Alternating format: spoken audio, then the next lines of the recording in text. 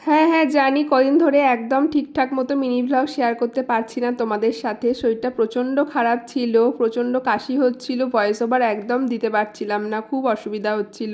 তো অনেকেই তোমরা জিজ্ঞাসা করেছো যে আমার শরীর কেমন আছে, তো এখন আমি অনেকটাই ঠিক আছি। আজ থেকে রোজই মিনি ভ্লগ দেওয়ার চেষ্টা করব।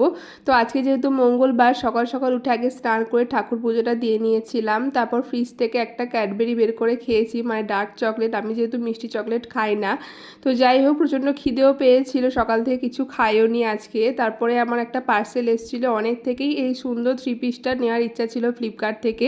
এটা ওই 890 টাকা মতো দাম পড়েছে। খুব সুন্দর থ্রি পিসটা, প্যান্ট ওড়নার সাথে কুর্তিটাও ভীষণ সুন্দর দেখতে। তোমাদের কেমন লাগলো কুর্তিটা অবশ্যই কমেন্টে আমায় জানিও। তোমরা চাইলে নিতে পারো, ফ্লিপকার্টে অ্যাভেলেবেল আছে। তো তারপর দুপুরবেলা খেতে বসেছিলাম, মা আজকে খিচুড়ি রান্না করেছিল, খুব সুন্দর হয়েছিল খিচুড়িটা। এইভাবেই আজকে দিনটা কাটালাম। কেমন লাগলো মিনি ব্লগটা কমেন্টে অবশ্যই জানিও।